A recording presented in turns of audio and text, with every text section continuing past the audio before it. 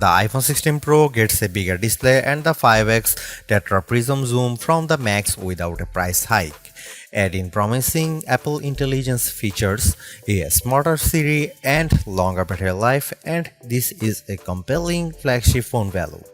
I just wish the charging speed got a boost and that visual intelligence and ChatGPT weren't coming later. Between the iPhone 16 Pro and 16 Pro Max, the latter seems like a bigger deal because of its enormous 6.9-inch screen, but I am telling you, the iPhone 16 Pro should not be overlooked. I have been using both of these new iPhone Pros side by side, and I think the regular iPhone 16 Pro is a better value for $999 US.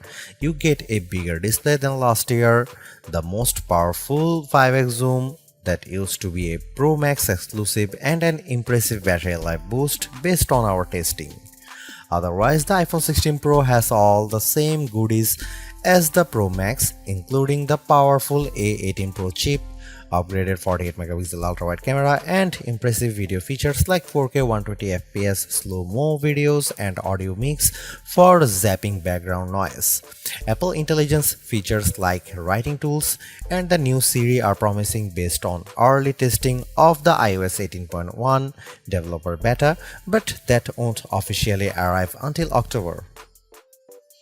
As you will see in my iPhone 16 Pro review, this is ounce for ounce one of the best phones you can buy and the best iPhone for power users on a budget, even if there's not a truly wow feature yet for Apple Intelligence yet.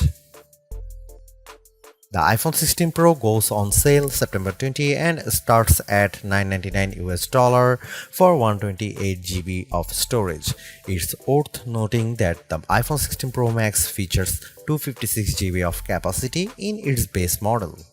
The good news is that you can get 256GB of storage for $100 less than the iPhone 16 Pro Max, and you get the same max storage option of 1TB for those willing to really splurge. The iPhone 16 Pro is still a compact phone, but there is a trade-off with getting a larger display. It's now more of a mid-size phone now as opposed to a small phone as the size and weight have grown. This handset measures 5.89 by 2.81 by 0.32 inches and weighs 7.03 ounces, compared to 5.77 by 2.78 by 0.32 inches and 6.6 ounces for the iPhone 15 Pro. So the new iPhone is taller and wider and just as thin, but there's some more heft to it. The good news is that the iPhone 16 Pro is still easy to use with one hand as Apple made the bezels thinner. The design should be more durable too, as Apple claims that the ceramic shield display is 50% tougher. Plus, the band is still made of titanium, which is more durable than aluminum. The iPhone 16 Pro colors aren't very flashy compared to the regular iPhone 16. There's white titanium, black titanium, natural titanium, and the new desert titanium, which is like a soft rose gold. I prefer the desert hue because it looks new. Don't expect much new from the iPhone 16 display. The only real news beyond the size increase to 6.3 inches for this OLED screen is that it can get dimmer. The minimum is now just 1 nit.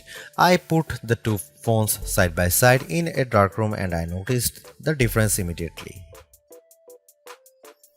What's the benefit? You can use your phone in bed without disturbing your partner, and if you are using standby mode, the iPhone 16 Pro won't be as bright when you are using it overnight as an alarm clock.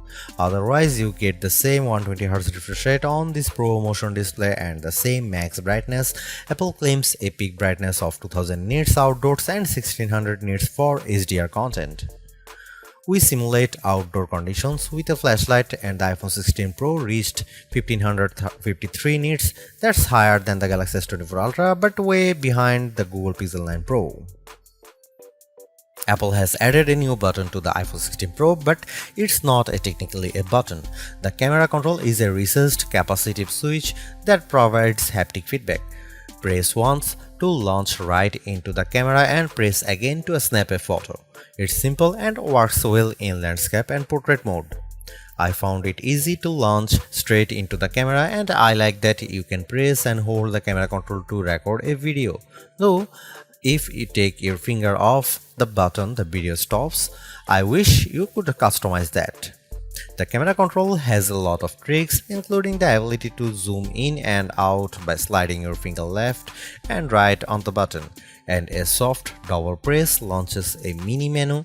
You can scroll through it to tweak things like exposure, depth, and choose photographic styles. There's a learning curve to camera control, but I'm glad that it's an option. Plus, this frees up the action button on the left side of the iPhone 16 Pro for programming other shortcuts. The iPhone 16 Pro has a few key upgrades that I appreciated during my testing. There's a sharper 48 megapixel ultra-wide camera, a faster 48 megapixel main fusion camera with zero shutter lag, and the 5x tetra prism zoom borrowed from the Pro Max series. In addition, photographic styles are integrated directly into the Camera and Photos app, so you can change skin undertones and the mood effect of your photo on the fly. Plus, you can tweak it after the fact. To test the iPhone 16 Pro's faster performance, I had my son take a photo of me shooting a jump shot side by side with the iPhone 15 Pro, and the result is brighter and more detailed image. How does the iPhone 16 Pro compare to the best camera phones? I shot a number of pictures using the iPhone 16 Pro alongside the Samsung Galaxy S24 Ultra and the Google Pixel 9 Pro XL to find out. I put the ultra-wide camera to the test on the iPhone 16 Pro with this shot of a beach and apple comes out on top. The colors are more natural through the iPhone versus the Galaxy S24 Ultra, and Samsung's peak looks distorted on the right side by the flowers.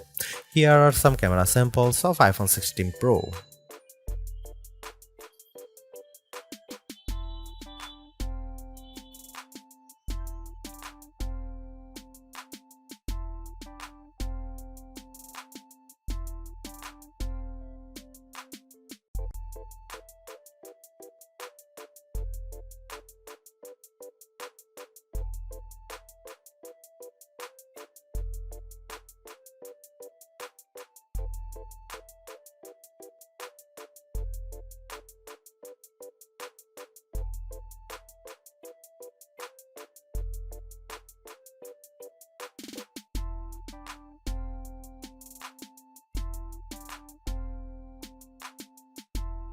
Hey Siri, are you smart yet?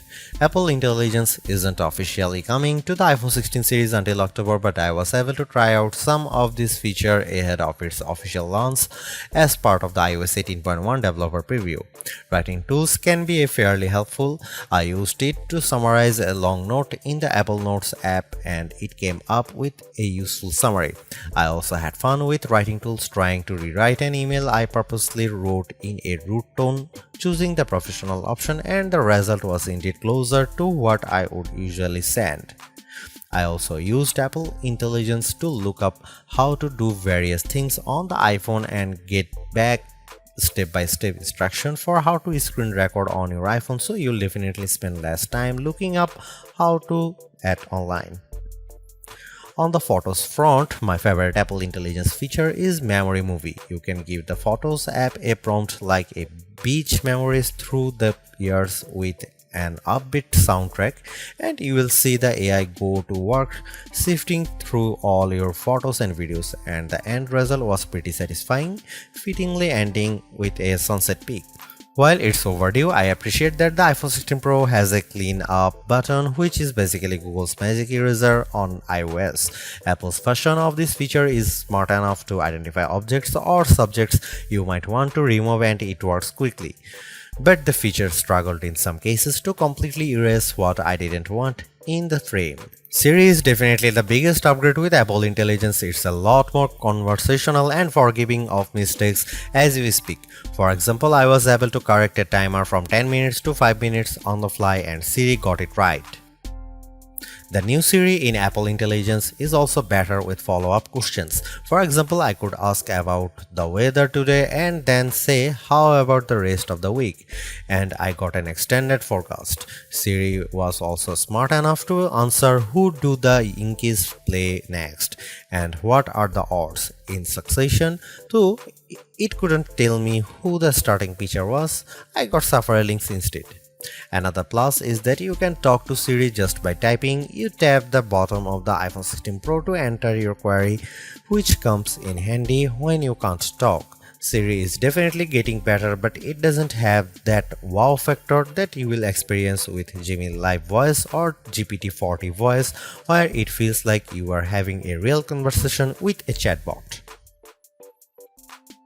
Overall, the iPhone 16 Pro is arguably the best flagship phone under $1,000. You get the same excellent cameras as the iPhone 16 Pro Max for $200 less, and I think the screen is big enough at 6.3 inches while being easy to use with one hand. I also like the improved battery life, handy camera control, and compelling audio mix feature for videos. The Apple Intelligence capabilities such as writing tools, the new Siri, and cleanup show promise, but some of the more exciting features like ChatGPT integration, image background, and the Google Lens like visual intelligence are coming later. In terms of the competition, I think the Galaxy S24 Plus and Google Pixel 9 Pro have more compelling AI features right now, but I prefer the camera system from the iPhone in many cases and the extra performance from its A18 Pro chip. Should you upgrade to the iPhone 16 Pro? If you have an iPhone 13 Pro or older phone, I'd say yes. And if you have an iPhone 14 Pro, I'd say wait to see how well Apple Intelligence works once it fully rolls out before you buy.